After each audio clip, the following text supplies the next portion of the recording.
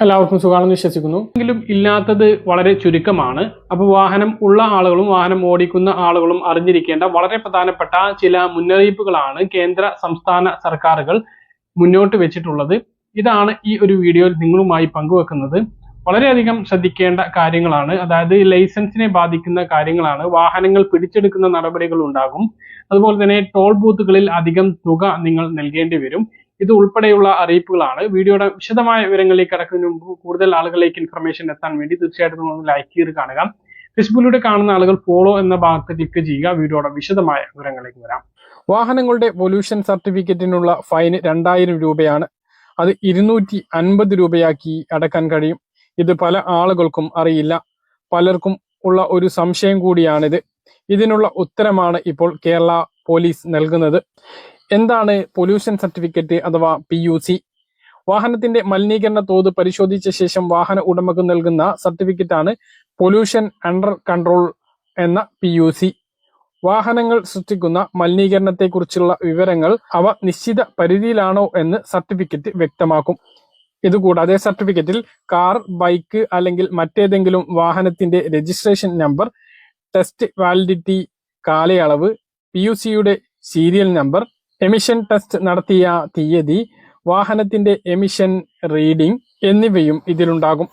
എന്നാൽ നിശ്ചിത കാലയളവിൽ ഇത് പരിശോധിക്കൽ അനിവാര്യമാണ്. ഈ കാലയളവിൽ പരിശോധിക്കാതെ വാഹനം പിടിക്കപ്പെടുകയാണ് എങ്കിൽ 2000 രൂപ ഫൈൻ അടയ്ക്കേണ്ടി വരും. എന്നാൽ ഫൈൻ ലഭിച്ചതിന് ശേഷം വാഹനം PUC സർട്ടിഫിക്കറ്റ് അഥവാ പുക പരിശോധിച്ചതിന് ശേഷം അന്വേഷണ ഉദ്യോഗസ്ഥന് മുമ്പിൽ ഹാജരാക്കുകയാണ് എങ്കിൽ ആ 2000 രൂപ ഫൈൻ 250 രൂപയായി കുറയും. ഇത് 7 ദിവസത്തിനുള്ളിൽ ചെയ്യണം. 7 ദിവസം കഴിഞ്ഞാൽ 2000 രൂപ തന്നെ പിഴ അടയ്ക്കേണ്ടി വരും. മറ്റൊരു പ്രധാനപ്പെട്ട അറിയിപ്പ്, വാഹന ഇൻഷുറൻസ് എടുക്കാത്ത ആളുകളെല്ലാം പെടും. വാഹനങ്ങൾ പിടിച്ചെടുക്കാനുള്ള നടപടികൾ ആരംഭിക്കുകയാണ്. കേന്ദ്ര സംസ്ഥാന സർക്കാർ വാഹന ഇൻഷുറൻസ് കർശനമായി നടപ്പിലാക്കാനുള്ള നടപടികൾ മുമ്പ് തന്നെ ആരംഭിച്ചിട്ടുണ്ട്. വാഹനം പിടിച്ചെടുത്ത് ആ വാഹനങ്ങൾ സൂക്ഷിക്കാനുള്ള ഇടം കണ്ടെത്താനുള്ള ഒരു കാലതാമസമാണ് ഇപ്പോൾ നേരിടുന്നത്. അത് പൂർത്തിയായി കഴിഞ്ഞാൽ വാഹനങ്ങൾ പിടിച്ചെടുക്കുന്ന നടപടികൾ ഉണ്ടാകും. സംസ്ഥാനത്ത് ഓടുന്ന 38% KL വാഹനങ്ങളും ഇൻഷുറൻസ് എടുക്കാതെയാണ് ഓടുന്നത് എന്നാണ് മോട്ടോർ വാഹന വകുപ്പിന്റെ കണ്ടെത്തൽ. അതുകൊണ്ട് തന്നെ കർശനമായിട്ടുള്ള നടപടികൾ ഉണ്ടാകും. ഇൻഷുറൻസ് ഇല്ലാതെ, തേർഡ് പാർട്ടി ഇൻഷുറൻസ് എങ്കിലും ഇല്ലാതെ ഓടുന്ന ആളുകൾ ശ്രദ്ധിക്കുക. നിങ്ങളുടെ വാഹനങ്ങൾ പിടിച്ചെടുക്കാനുള്ള നടപടികൾ വരികയാണ്.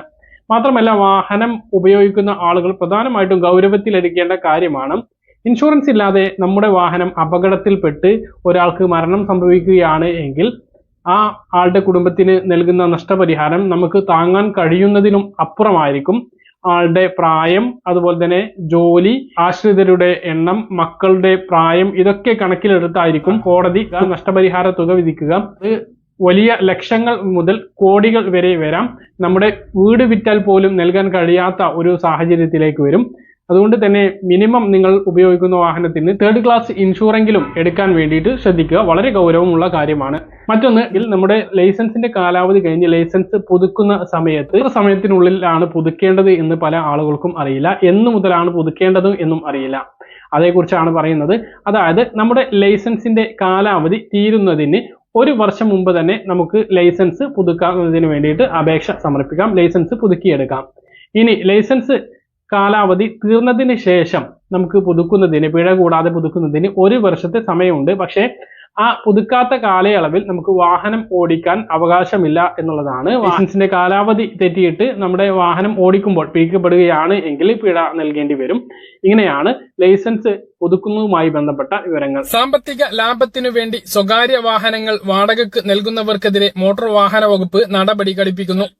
സ്വകാര്യമായി രജിസ്റ്റർ ചെയ്ത വാഹനം ടാക്സിയായി ഓടിക്കാനോ വാടകയ്ക്ക് നൽകാനോ പാടില്ല എന്നതാണ് നിയമം. പക്ഷെ സ്വകാര്യ വാഹനങ്ങൾ രജിസ്റ്റർ ചെയ്ത ശേഷം അവ വാടകയ്ക്ക് നൽകുന്നവർ സംസ്ഥാനത്തുടനീളം ഉണ്ട് എന്നാണ് മോട്ടോർ വാഹന വകുപ്പിന്റെ കണ്ടെത്തൽ. സ്വന്തം പേരിലില്ലാത്ത വാഹനം മറ്റൊരാളടുത്ത് കാണുകയാണ് എങ്കിൽ അത് വാടകയ്ക്ക് നൽകിയതാണ് എന്ന് കണക്കാക്കി പിഴ ചുമത്തും എന്ന് ഗതാഗത കമ്മീഷണർ കഴിഞ്ഞ ദിവസം പറഞ്ഞത് വിവാദമായിരുന്നു. കാർ വാടകയ്ക്ക് നൽകാൻ ആർക്കാണ് അനുമതി ഉള്ളത് എന്ന് മോട്ടോർ വാഹന വകുപ്പ് വ്യക്തമാക്കിയിട്ടുണ്ട്.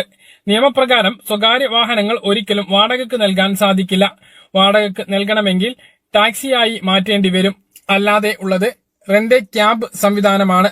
സംസ്ഥാനത്ത് ആകെ 7 റെന്റ് ക്യാബ് സ്ഥാപനങ്ങളാണ് നിലവിൽ ഉള്ളത്. ചുരുങ്ങിയത് 50 വാഹനമുള്ള 5 ജില്ലകളിൽ പ്രവർത്തിക്കുന്ന കമ്പനികൾക്ക് മാത്രമാണ് ഇതിന് അനുമതി നൽകുകയുള്ളൂ. കെട്ടിടം, കമ്പ്യൂട്ടർ, ആളുകൾക്ക് ഇരിക്കാനുള്ള അടിസ്ഥാന സൗകര്യങ്ങൾ ഉൾപ്പെടെ ഇതിന് വേണം. കറുപ്പ് നമ്പർ പ്ലേറ്റിൽ മഞ്ഞ നിറത്തിലുള്ള അക്ഷരങ്ങളാണ് ഇവയുടേത്. 2, 3 വാഹനം ഉള്ളവർക്ക് ടാക്സി മാത്രമാക്കി വാടകയ്ക്ക് കൊടുക്കുന്നതിനുള്ള അനുമതിയുണ്ട്. സ്വന്തം വാഹനം മറ്റുള്ളവർക്ക് വാടകയ്ക്ക് നൽകാമോ?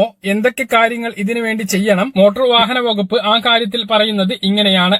വാടകയ്ക്ക് കൊടുക്കുന്ന വാഹനങ്ങൾ നിയമവിരുദ്ധമായ പ്രവർത്തനങ്ങൾക്ക് ഉപയോഗിക്കുന്ന സംഭവം സംസ്ഥാനത്ത് വർദ്ധിച്ചു വരികയാണ്. ലഹരി, മദ്യം മുതലായവ കടത്തുന്നതിനും ഇത്തരം വാഹനങ്ങൾ ഉപയോഗിക്കും. വാടകയ്ക്ക് കൊടുത്തയാളെ ഇത്തരത്തിലുള്ള കാര്യങ്ങൾക്ക് പിടിക്കപ്പെട്ടാൽ വാഹന ഉടമയും പ്രതിയാകും.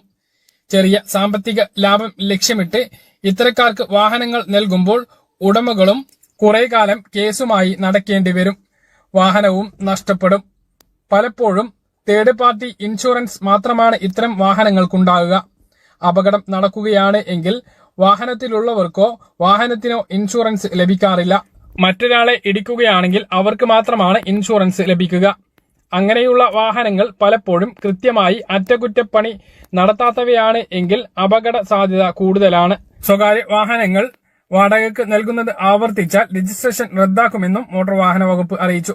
കല്യാണത്തിനും ഗൾഫിൽ നിന്ന് അവധിക്ക് വരുമ്പോഴുമാണ് ഇങ്ങനെയുള്ള വാഹനങ്ങൾ വാടകയ്ക്ക് നൽകി ഉപയോഗിക്കുന്നത്. ഇങ്ങനെ പിടികൂടുന്ന വാഹനങ്ങൾക്ക് 3000 മുതൽ 10000 രൂപ വരെയാണ് വാഹന ഉടമകളിൽ നിന്നും ആദ്യഘട്ടത്തിൽ പിഴ ചുമത്തുന്നത്. ഇതേ കുറ്റം വീണ്ടും ആവർത്തിച്ചാൽ വാഹനങ്ങൾ പിടിച്ചെടുത്ത് RC റദ്ദാക്കും. വരും ദിവസങ്ങളിലും സംസ്ഥാനത്തുടനീളം ഇത്തരം പരിശോധനകൾ ഉണ്ടാകും എന്നും മോട്ടോർ വാഹന വകുപ്പ് അറിയിച്ചിട്ടുണ്ട്. മറ്റൊരറിയിപ്പ്, ഗതാഗത നിയമലംഘനത്തിന് നോട്ടീസ് ലഭിച്ചിട്ടും പിഴ അടയ്ക്കാത്തവർക്ക് പണി വരുന്നു. ഓരോ ജില്ലകളിലും ഏറ്റവും കൂടുതൽ പിഴ കുടിശ്ശിക വരുത്തുന്ന 1000 പേരുടെ വീട്ടിലേക്ക് പിഴ അടപ്പിക്കാനാണ് പോലീസും മോട്ടോർ വാഹന വകുപ്പും എത്താൻ തീരുമാനിച്ചിട്ടുള്ളത്. വാഹന അപകടങ്ങൾക്ക് പരിഹാരം കാണാനായി പോലീസിന്റെയും മോട്ടോർ വാഹന വകുപ്പിന്റെയും സംയുക്ത പരിശോധന തുടങ്ങിയിട്ടുണ്ട്. നടപടികൾ തീരുമാനിക്കാൻ ഗതാഗത മന്ത്രിയുടെ നേതൃത്വത്തിൽ യോഗം ചേരാനും തീരുമാനിച്ചിട്ടുണ്ട്. മദ്യപിച്ചും അലക്ഷ്യമായുമുള്ള വാഹനം ഓടിക്കൽ, ഹെൽമറ്റ്, സീറ്റ് ബെൽറ്റ് എന്നിവ ധരിക്കാതെയുള്ള ഡ്രൈവിംഗ് എന്നിവർക്കെതിരെ കർശനമായ നടപടി സ്വീകരിക്കാൻ തന്നെയാണ് മോട്ടോർ വാഹന വകുപ്പിന്റെയും പോലീസിന്റെയും തീരുമാനം.